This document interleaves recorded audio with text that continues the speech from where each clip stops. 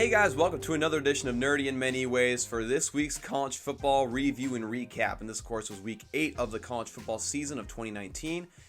And I'm not going to lie, it was a tough weekend because, as some of you may know, I am a Boise State fan. You can probably even see my little Boise State helmet up here.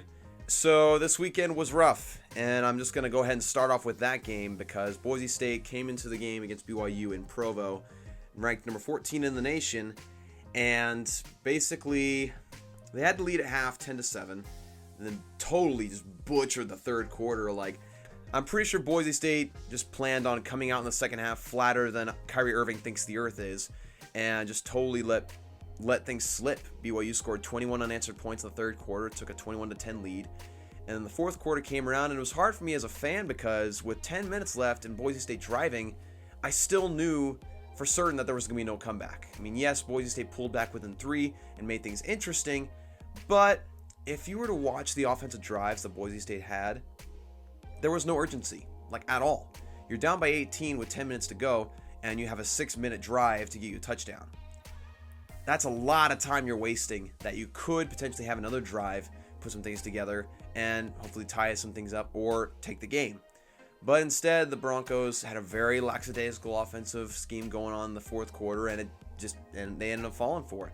They ended up losing by 3, and they had to rely on their defense. For some reason, Boise State's defense, who's been good all year, couldn't get it done. So again, as a Boise State fan, it was a very disappointing game overall. But, got to move on. Hopefully there's still that Mountain West Championship waiting for Boise State. The next one I'm doing is a game that I'm pretty sure you guys knew was coming because it was the biggest news of the weekend, right? Wisconsin was upset by Illinois. Wisconsin came into this game, and people were really hyping up Wisconsin, even me the past couple weeks. I mean, you've seen me talk about their great defense. Jonathan Taylor is a Heisman candidate, and they've looked the part so far, of course, getting into the top 10 in rankings. And then they came to this game, and they had a 20-7 lead, and then they just kind of fell apart. The Wisconsin defense looked very vulnerable.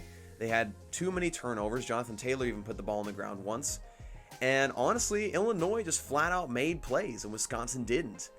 And it's really sad for me to see Wisconsin build up so much, get so much respect, and all of a sudden just lose to Illinois, of all people.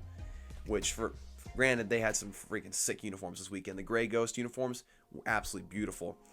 But anyway, my gripe with that game was, Wisconsin, you're up, right? You're up 23-21, right? There's 2.5 minutes left. You're on 3rd and 5 on your own, 30-yard line.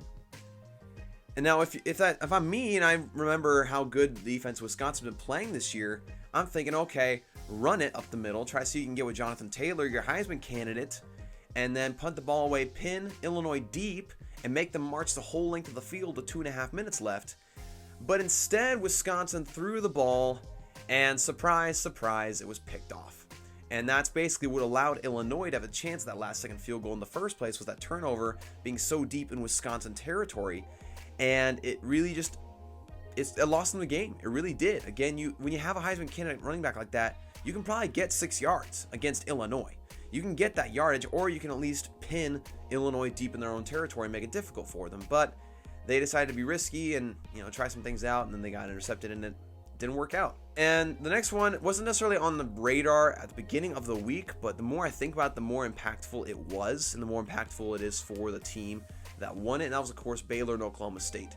Now, Oklahoma State hasn't been phenomenal this year. They haven't been anything to report home about, but Baylor is undefeated, and they've been playing really well, and Oklahoma State is not a team you can just simply overlook.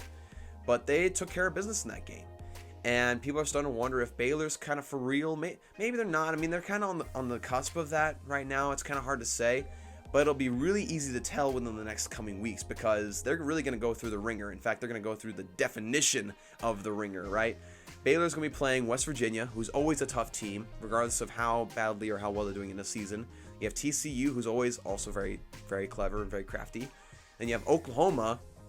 I mean, you've been circling that game the whole year just because Oklahoma is Oklahoma. You have Jalen Hurts, and this phenomenal team's just been putting together a great season so far. Nobody's been even close. And then to wrap up that 4-week span, you got Texas.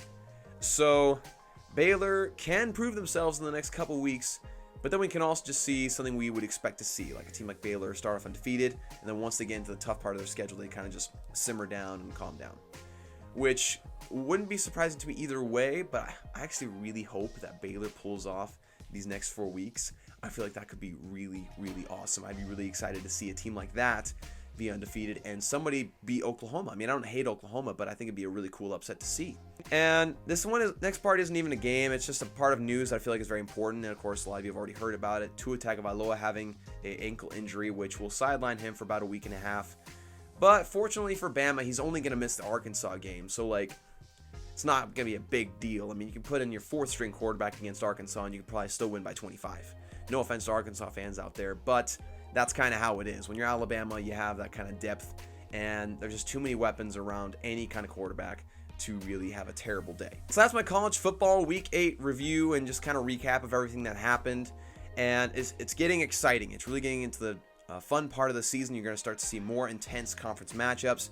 You're going to start to see how the conference championships will be, I guess, organized, and who will be in those, and who you feel like will have a best chance to win. We'll start to also get a better picture of the college football playoff and who will be in that as well, and I guess who the committee will be favoring come the end of the season.